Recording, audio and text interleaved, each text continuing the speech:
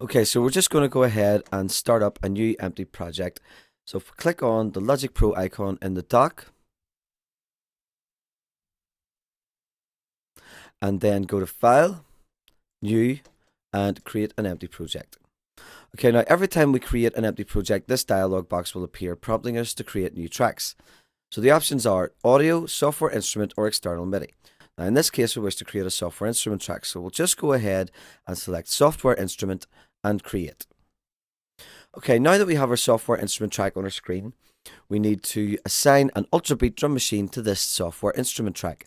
Now we do this by going to the left hand side of the screen, to the corresponding channel strip here, and going to the input output section, clicking on the input and scrolling down through the drop down menu until we get to Ultrabeat, and then selecting Ultrabeat multi-output.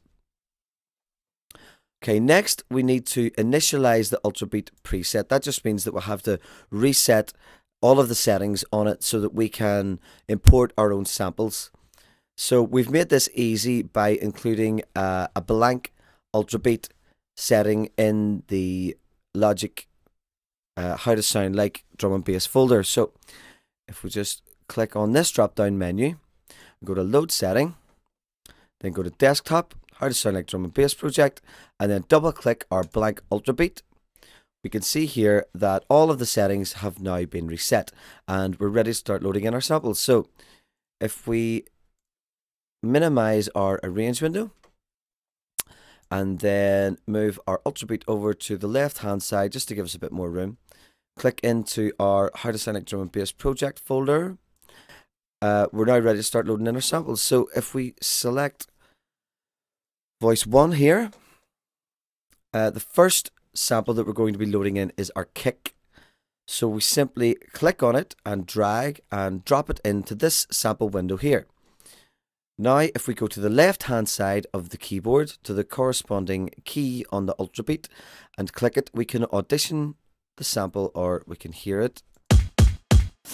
Okay, so it's now a good idea to rename the samples. So if we double click on this blue box and just type kick 1, just to keep a track of what samples are what. Okay, so for sample 2 or voice 2, we're going to load kick 2. And again, we're going to rename it. For voice 3, we're going to load snare 1.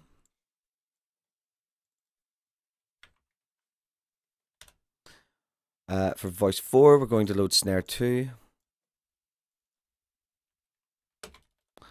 Voice 5, we're going to load snare 3.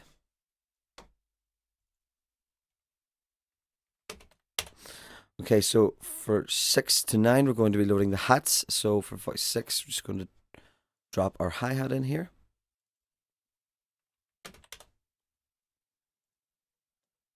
Voice 7, we're going to drop hat 2.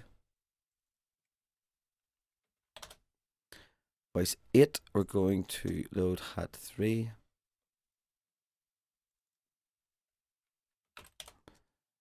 And hat 4 for voice 9.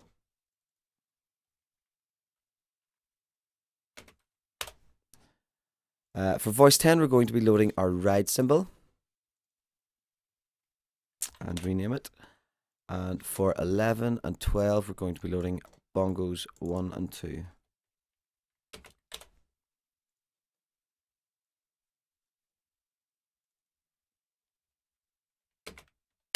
Okay, so now that we have our samples loaded into the Ultrabeat, we can click the keyboard to the left hand side here and hear what they sound like.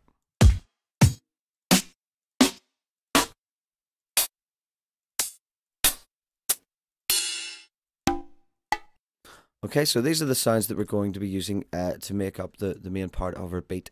So if we just close this window for the meantime, and then open up our arrange window again and close down our Ultrabeat, we're ready to start programming in our beat.